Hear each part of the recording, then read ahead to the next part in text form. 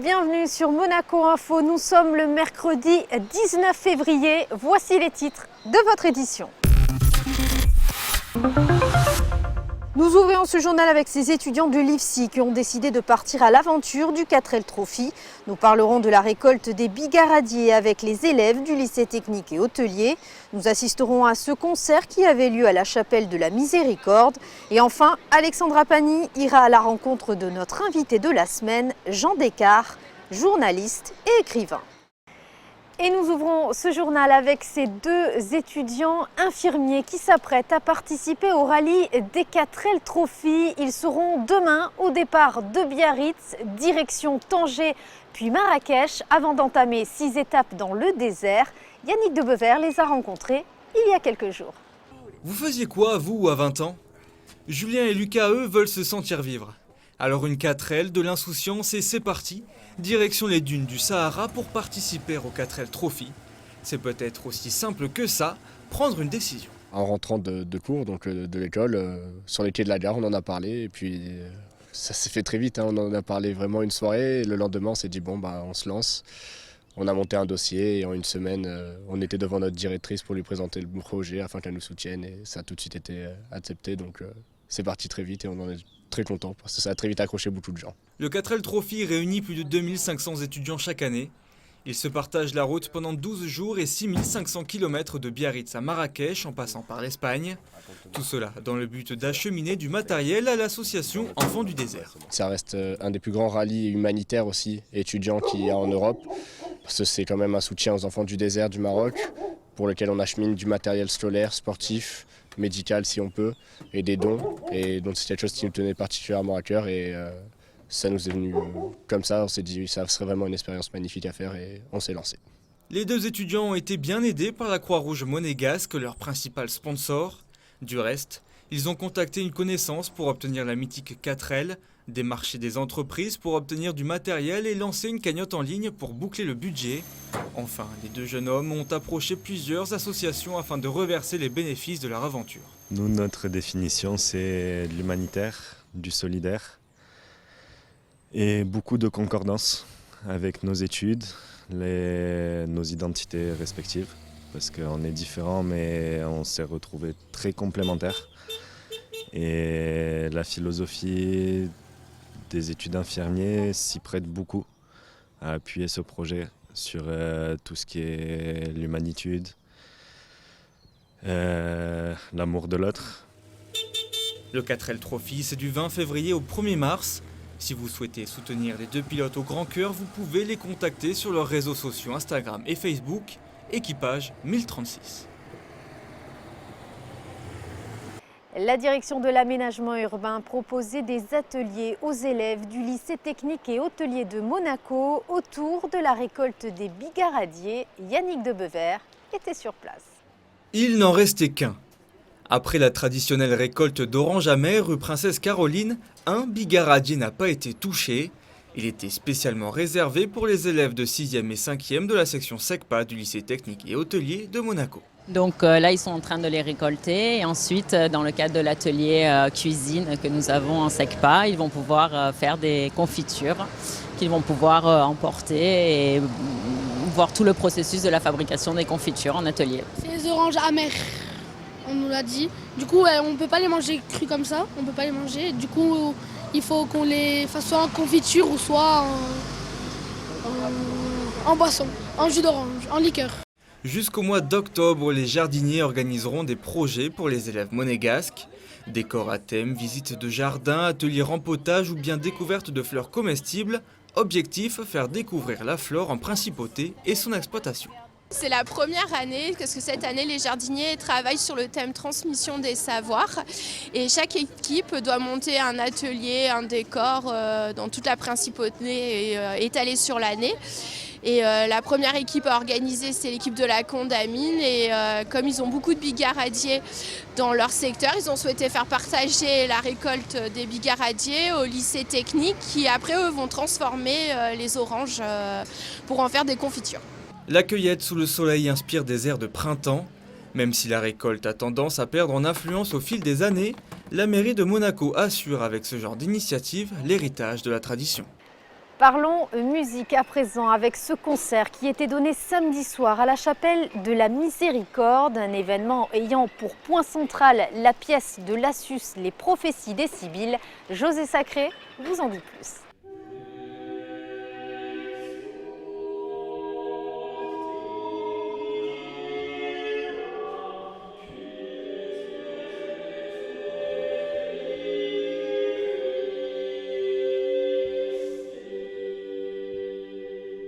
Organisé par le service culturel de la paroisse de la cathédrale de Monaco, Prophétie des Sibylles, paroles de femmes, tel était le titre du concert donné samedi 15 février en la chapelle de la Miséricorde par l'ensemble La Chambre. Au programme, essentiellement des œuvres de Roland de Lassus, l'un des plus importants compositeurs de la Renaissance.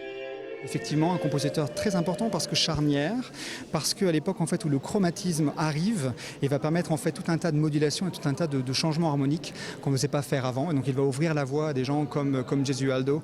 Mais il y avait déjà en fait, des prédécesseurs comme Villert en fait, qui étaient vraiment dans la même idée. Donc on a là un compositeur franco-flamand. Comme beaucoup en Europe, beaucoup de compositeurs franco-flamands ou de chanteurs sont déjà dans les grandes cours européennes et influencent comme ça petit à petit la musique pour ouvrir donc la voie, c'est ça, au chromatisme, à Gesualdo, à Monteverdi, aux choses qu'on va entendre plus tard, absolument. L'ensemble La Chambre est dirigé par un ancien petit chanteur de Monaco, Jean-Sébastien Beauvais. C'est un ensemble qui se spécialise vraiment dans la musique sacrée vocale principalement. Et mon ensemble La Chambre, c'est un bébé merveilleux pour moi parce que c'est aussi un organisme culturel. Donc avec La Chambre, je peux aussi en fait faire des masterclass, faire de la pédagogie, de la formation. J'ai la chance en fait que cet ensemble-là soit partenaire du Festival des Baroccales à Sospel. Donc nous avons aussi une existence ici dans le sud avec donc un partenariat au niveau des formations pédagogiques et de la création d'opéra. Donc on monte chaque année un opéra baroque sur mesure, sur place, avec des stagiaires et des professionnels. Donc ça, c'est vraiment mon grand fer de lance. Et au niveau de l'ensemble, donc c'est un ensemble qui est en général composé de 4, comme vous avez vu ce soir, à 12 chanteurs. Et on brosse en fait la musique sacrée de toutes les périodes. C'est-à-dire qu'on peut aussi bien chanter de la musique de la Renaissance comme ce soir, que de la musique contemporaine, comme vous avez pu entendre ce soir aussi, mais aussi des grandes pièces, j'ai envie de dire presque vocales symphoniques, comme la messe en sol de Vaughan Williams qu'on avait fait l'année dernière, par exemple, à la cathédrale de Monaco, où là on était 12 chanteurs, où ça demande vraiment une puissance sonore. Donc voilà, on crée en fait, c'est comme un peintre, avec une palette, et donc je réunis en fait des chanteurs pour vraiment créer la bonne couleur par rapport au répertoire que nous abordons.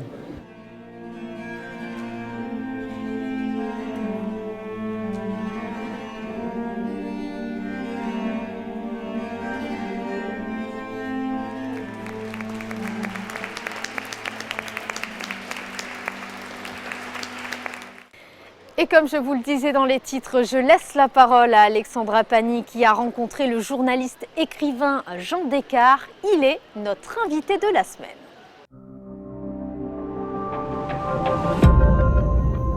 Jean Descartes, merci d'avoir accepté notre invitation. Merci à vous. On vous connaît comme l'historien des grandes dynasties. Vous êtes d'ailleurs ici aujourd'hui à Monaco pour parler des Grimaldi. Comment est-ce que justement vous avez souhaité aborder cette conférence et la famille des Grimaldi aujourd'hui? Eh bien, je pense que les Français notamment ont souvent une idée très fausse et très réduite de la principauté de Monaco et de sa dynastie princière, souveraine, qui m'intéresse beaucoup parce que d'abord il y a une situation géographique formidable.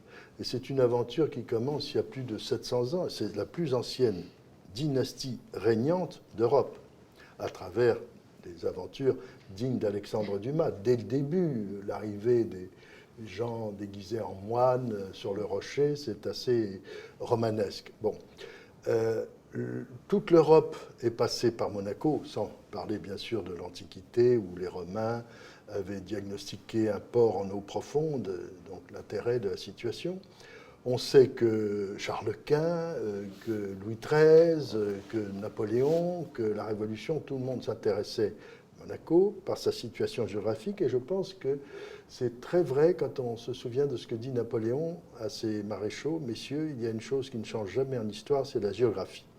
Et la situation de Monaco, dont la superficie s'est réduite après les accords sous le Second Empire français, est quand même extraordinaire. Alors ça, c'est un point formidable.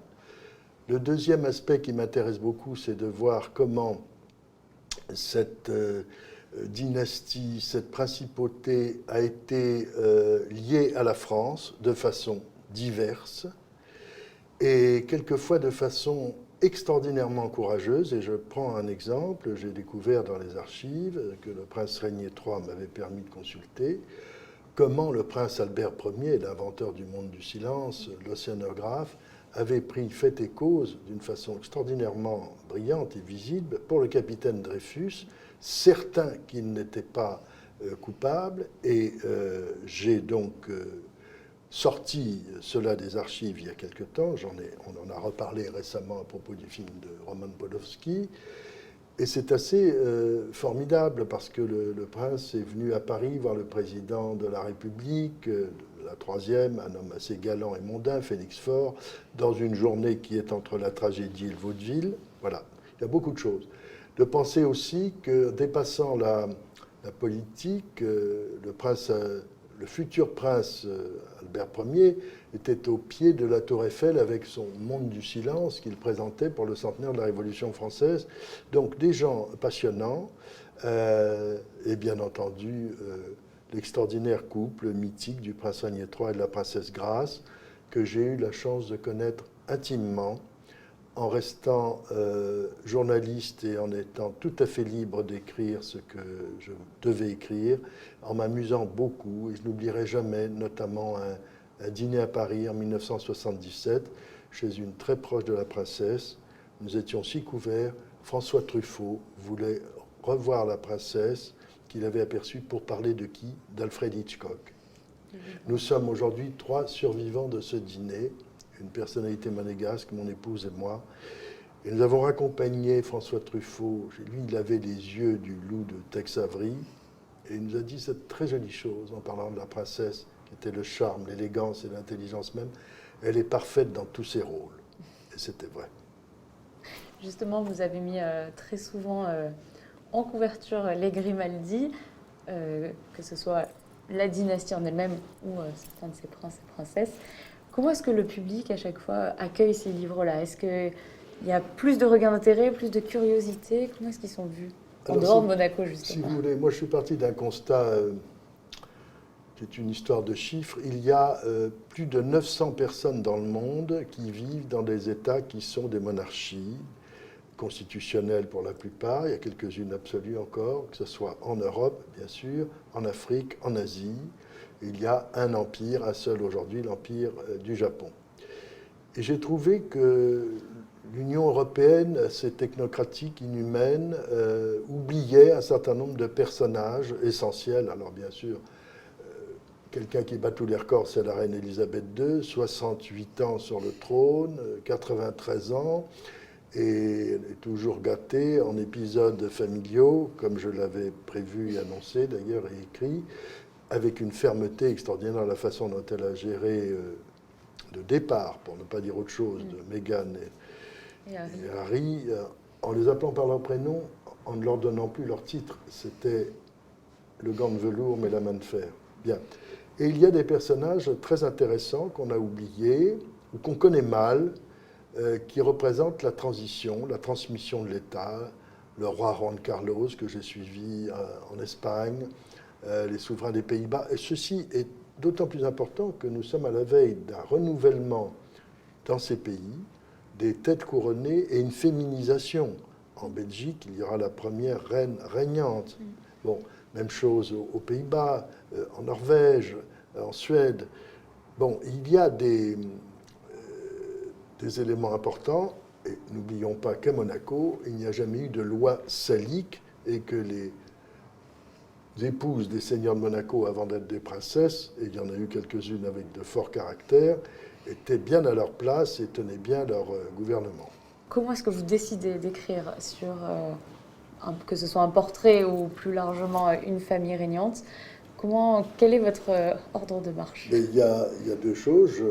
J'essaye d'être reçu en audience par les personnes concernées, et en général, ça se passe très bien. J'ai été reçu par la reine Margrethe de Danemark, qui est très impressionnante, est aussi grande que son père, près d'1,90 m. Et son chambellan vous dit, si ça se passe bien, vous pourrez vous asseoir, sinon vous restez debout. Fort heureusement, Sa Majesté m'a fait asseoir tout de suite. Bon. Elle est très drôle. Elle a traduit Simone de Beauvoir en danois, ce qui est quand même assez grandiose. Bon, les souverains belges pour lesquels j'ai une grande tendresse, parce que c'est une famille formidable qui tient le pays. L'union fait la force, c'est la devise de Belgique, mais c'est la couronne qui unit la Belgique dans toutes ses composantes. Et ensuite, les archives. Je travaille beaucoup et j'ai gardé, si vous voulez, ma méthode de journaliste en fouillant, en recoupant, en allant toujours sur place, toujours, et en me plongeant donc dans beaucoup de choses qui sont ressorties après la chute du communisme. C'est très intéressant, des archives sur le roi Michel de Roumanie, qui a régné 2 fois, ce qui est quand même une histoire étonnante, que Staline voulait faire exécuter, l'Europe centrale, la Pologne, la Hongrie, l'ex-Tchécoslovaquie, la République tchèque et la Slovaquie, qui retrouvent leur passé. Il est important de noter que ces pays n'avaient pas subi un vandalisme des archives. Il y a eu des guerres civiles, des horreurs, bien entendu, mais on avait tout gardé comme en Russie, donc tout ressort. Et pendant 30 ans, j'ai été journaliste envoyé spécial dans tous ces pays, et j'ai accumulé beaucoup d'éléments de recherche. Et par exemple, la biographie que j'ai consacrée à Elisabeth d'Autriche, Sissi, est pleine d'éléments inédits trouvés en Hongrie, qui avaient été cachés, que j'ai fait traduire. Et le livre, c'est un sommet, va ressortir en Hongrie, parce que beaucoup de choses n'étaient pas connues des gens. Donc on avait tout gardé, comme en Russie, où on savait... on trouve les portraits, surtout des familles qui aimaient beaucoup les photos, le cinéma, etc. Donc, ils sont très présentes. Alors, pour moi, c'est une Europe humaine. Merci beaucoup, Jean Descartes. Merci à vous. Tous ces magnifiques souvenirs. Merci. Merci beaucoup. Vous avez pris connaissance de toute l'actualité monégasque. Place à la météo. Plein soleil sur la journée de jeudi, le ciel sera dégagé. Nous perdrons en revanche quelques petits degrés. Il fera 6 degrés le matin et 12 l'après-midi. Profitons de ces belles éclaircies car cela se gâtera progressivement en fin de semaine. Le temps sera variable vendredi et samedi avec quelques passages nuageux. Les nuages qui gagneront du terrain dimanche et en début de semaine prochaine. Le ciel sera gris, le thermomètre affichera un maximum de 14 degrés ce week-end et de 11 degrés mardi. C'est la fin de cette édition. Merci de l'avoir suivi. À présent, la suite de vos programmes. Très belle soirée à tous sur Monaco Info.